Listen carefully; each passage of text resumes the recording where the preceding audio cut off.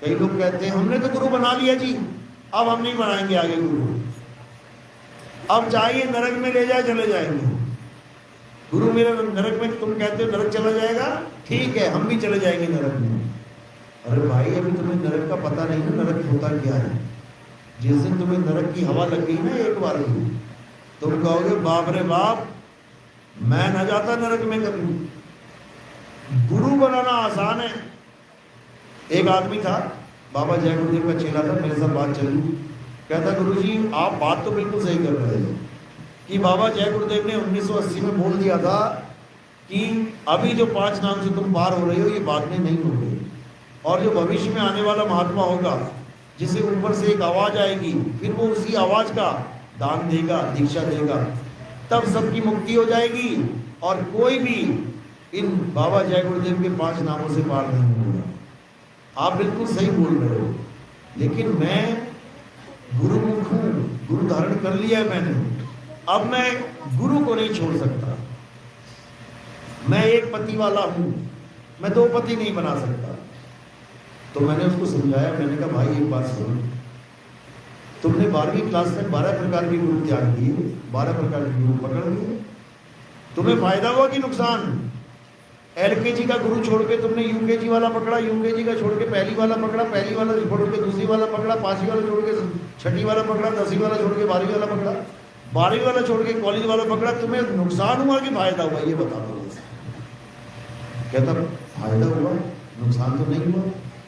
चलो ठीक है, तुम्हें कोई ऐसा गुरु मिल गया अभी जिसके पास कुछ ज्ञान है, माना सांप काट ले तो कौन सी जड़ी बूटी लगानी है, उसको ज्ञान है। अगर उसका ज्ञान तुमने ले लिया, तुमने उसके ज्ञान को धारण कर लिया, तो तुम्हें नुकसान होगा कि फायदा होगा? कहता फायदा होगा। मैंने कहा बस इसी प्रकार जितने भी गुरु इस संसार में हैं, अगर तुमने सबसे ज्ञान ले लिया तो तुम्हें नुकसान नहीं होगा, फायदा ही होगा। इसीलिए कबीर साहब ने कहा सबका हुक्का लीजिए, सांचा शब्द निहार, पक्षपात मत कीजिए, कहे कबीर विचार। कबीर साहब कहते हैं अगर तुम्हारे गांव में 20 गुरु आ रहे हैं ना, 20 से नाम ले ले यार, तू 20 से ले ले, क्या नुकसान होगा तुम्हारा? नुकसान बताओ क्या होगा, फायदा मैं बता देता हूं, तुम नुकसान बताओ। इतना सा भी नुकसान नहीं होगा, इतना सा भी।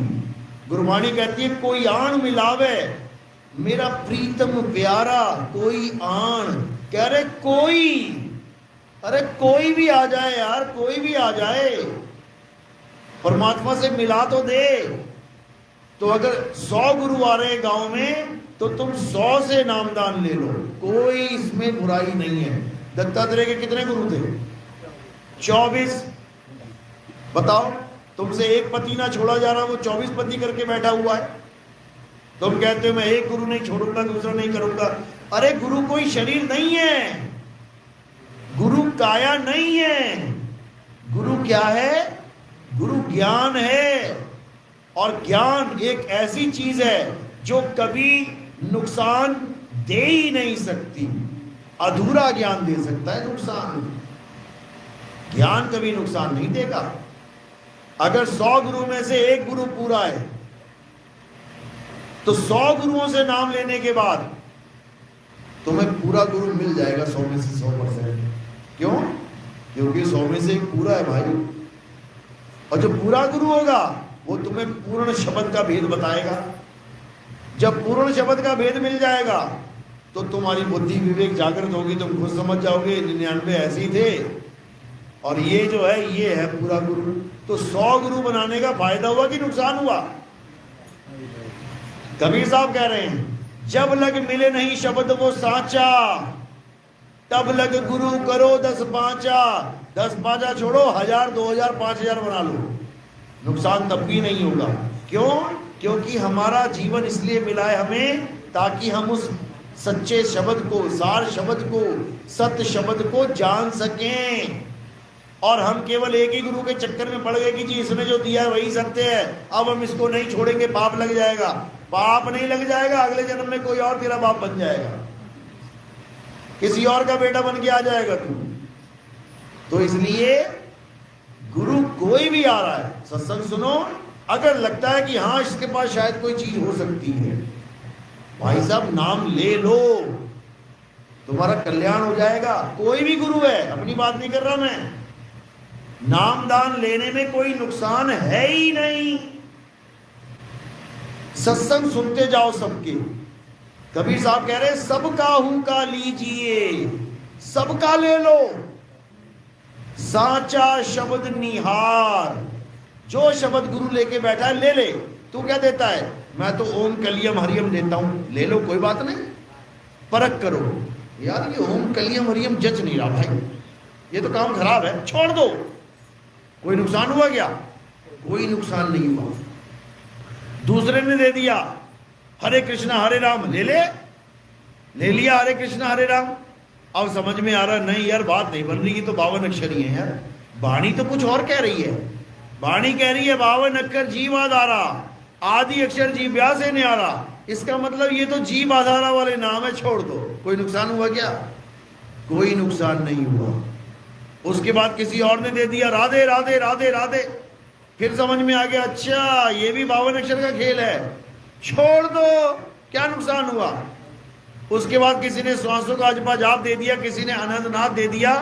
परख करो वाणी के द्वारा, जाप मरे अजपा मरे अनंत भी मर जाए, सूरत समाये शब्द में वाको काल ना खाए। ये श्वासों का अजपा जाप तो खत्म हो जाएगा, छोड़ दो, क्या नुकसान हुआ? कोई नुकसान नहीं हुआ। लेकिन 100 गुरुओं में से 100 का नाम लेके अगर एक गुरु पूरा है तो भाई साहब आपका काम बन जाएगा। क्यों? हमें तो सच्चे शब्द से मतलब है, हमें तो सच्चे नाम से मतलब है। कबीर साहब कह रहे सतगुरु सोई सतनाम बतावे, बाकी गुरु कोई काम ना आवे। तो 100 नाम लेके जो काम नहीं आने वाले उनको छोड़ दे, और जो काम आने वाला उसको पकड़ ले, तो तेरा काम बन जाएगा। इसलिए इस चीज को दिमाग से निकाल दो। ये उन लोगों ने भरमाया है कि दूसरा गुरु धारण नहीं करना चाहिए, दूसरा गुरु धारण, जो चाहते हैं कि मेरा चेला टूट के कहीं जाए ना। जो चेला सेवा बंदगी दे रहा है, 500 दे रहा है, 1000 दे रहा है, 2000 दे रहा है, ये हमारी दुकान में ही आए। अगर ये लोग इतना तकलीफ में आ जाते हैं कि दूसरा गुरु धारण नहीं करना चाहिए, तो बेटा किसी और का चेला भी तेरे पास नहीं आना चाहिए, वो भी तो दूसरा गुरु धारण करने जा रहा है। तेरा चेला गया तुझे दुखेगा, और दूसरे का चेला आया तो तुझे आनंद आ रहा है। इसका मतलब दोगली सरकार है ये। इसको छोड़ देना चाहिए, ऐसे गुरुओं को त्याग देना चाहिए। हम डंके की चोट पे कहते हैं भाई साहब नाम लो, यहाँ पे परख के लो, सबसे आखिर में ले लेना। 100 गुरु पहले बना ही लो तुम, सबसे आखिर में यहां आ जाना। और अगर इसके बाद भी तुम्हें लगता है कि कोई और ज्ञान इससे श्रेष्ठ है, तो मुझे मत छोड़ के जाना, मुझे भी साथ में ले चलना, क्योंकि मेरा भी तो कल्याण होना चाहिए ना। फिर जब हम तुम्हारा कल्याण करने के लिए बैठे हैं तो भैया तुम क्या हमें ऐसे छोड़ के चले जाओगे? ऐसे नहीं जाने देंगे, साथ चलेंगे तुम्हारे। लेकिन दुविधा ये हो जाती है कि लोग गुरु से बात ही नहीं करते हैं, और क्या करते हैं, फिर कच्चा नाम पकड़ लेते हैं, जाके पक्के को छोड़ के कच्चा पकड़ लेते हैं। क्यों? क्योंकि इतनी विवेक बुद्धि नहीं होती है उनकी। काल के दूध भरमा देते हैं, भरम जाते हैं। लेकिन गुरु पूरा और चेला शूरा हो तो इसको कोई नहीं भरमा सकता, फिर उसका खेल पूरा होना ही होना। चलो, तो आज का सत्संग यही समाप्त करते हैं। अब आरती का समय। आरती कैसे करते हैं समझ लो। हमारे यहाँ आरती किसकी होती है? हमारे यहाँ आरती आत्मा की होती है, नाशवान शरीर की आरती नहीं होती। आत्मदेव की आरती के लिए क्या किया जाता है? थोड़े से फूल उठाने, मेरे सिर के ऊपर रख देने हैं। सिर के ऊपर क्यों रखते हैं? क्योंकि पैर के अंगूठे से लेके सिर की चोटी तक ये क्या दिख रहा है? नाशवान शरीर। क्या है ये? हड्डी, मांस, खाल, बाल। और हमने किसकी आरती करनी है? आत्मदेव की, आत्मा की आरती। जो आत्मा सत्संग कर रही है वो गुरु है।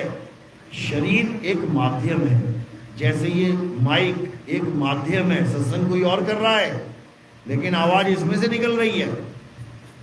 इसका मतलब ये नहीं कि ये सत्संग कर रहा है माइक और स्पीकर, सत्संग कोई और कर रहा है जो माइक से परे बोल रहा है। इसी प्रकार इस शरीर से परे जो बैठा है वो सत्संग कर रहा है, उसको आत्मा कहते हैं। चाम के महल में बोलता राम है, तू राम और चाम को चीन भाई। चाम नहीं बोल रहा है, राम बोल रहा है। चलो, तो आज का सत्संग यही समाप्त करते हैं।